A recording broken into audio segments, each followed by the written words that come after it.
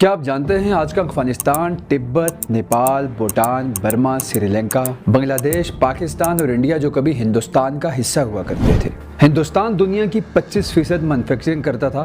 جب دنیا میں کہیں بھی کپڑا بننے کا رواج نہیں ہوتا تھا، جب دنیا میں یعنی کہیں بھی کپڑا نہیں بنتا تھا، تو بہت عرصہ پہلے، بہت مدتوں پہلے ہندوستان میں کپڑا بنایا جاتا تھا۔ ہندوستانی لوہے کی پوری دنیا میں مانگ تھی اور لندن میں لوہا ہندوستان کے نام سے فروخت کیا جاتا تھا۔ خصوصاً جو لوہا اسلحے میں استعمال ہوتا ہے، پوری دنیا میں اس کی بہت مانگ تھی۔ آج کا موجودہ حساب، الجبرا اور جیومیٹری بھی مدتوں پہلے ہندوستان ہی میں ایجاد ہوئے تھے۔ ہندوستان کا شمار دنیا کے امیر ترین ممالک میں ہوتا تھا اور ہندوستان کو سونے کی چڑیا کہا جاتا تھا، لیکن آج ہندوستان میں کروڑوں کی تعداد میں ایسے لوگ موجود ہیں جنہیں باتھ روم اور گھر کی سہولت بھی میسر نہیں ہے۔ کیا آپ جانتے ہیں ہندوستان کا نام ہندوستان تھا ہی نہیں؟ پھر یہ آخر ہندوستان کہاں سے آیا اور ہندوستان کیسے بنا؟ میں ہوں مناج ممتاز اور آپ دیکھ رہے ہیں مناج انفو۔ یہ سب ہم آپ کو بتائیں گے تلاش ہند کی اس سیریز میں۔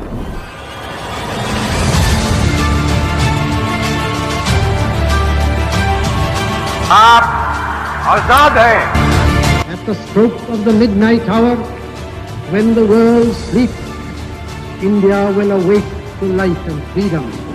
ماہرین ارضیات کے مطابق ہندوستان کی سرزمین پر انسانوں کی آمد کا سلسلہ آج سے تقریباً 50,000 سال سے 70,000 سال کی درمیانی مدت میں ہوئے تھے۔ یعنی آج سے تقریباً 50,000 سال سے 70,000 سال کے درمیان میں انسان ہندوستان کی سرزمین پر آئے تھے، جبکہ فوڈ سپلائی اور فارمنگ سے ریلیٹڈ زندگی کا باقاعدہ آغاز تقریباً 7,000 BC میں ہوا تھا۔ کیا آپ جانتے ہیں کہ وادی سندھ کی تہذیب یعنی سندھ سویلائزیشن کا ہندوستان کی تاریخ سے بہت گہرا تعلق ہے، کیونکہ موئنجو دڑو کی کھدائی کے دوران قدیم ہندوستان کے آثار ملے ہیں۔ موئنجو دڑو کا سندھی زبان میں مطلب ہے مردوں کا ٹیلا۔ یہ شہر لاڑکانہ سے 20 کلومیٹر دور واقع ہے اور آج سے تقریباً 4,000 سال برس پہلے بھی یہ شہر موجود تھا، اور یہ بھی کہا جاتا ہے کہ اس شہر کی آبادی تقریباً 40,000 تھی۔ 1700 BC میں یہ شہر کسی وجہ سے ختم ہو گیا۔ بہت سارے ماہرین کا خیال ہے کہ دریائے سندھ کے رخ کی تبدیلی یا کسی بیرونی حملہ یا زلزلے کی وجہ سے یہ شہر ہمیشہ کے لیے ختم ہو گیا۔ کہا جاتا ہے کہ سندھ سویلائزیشن کے اسکلڈ پیپل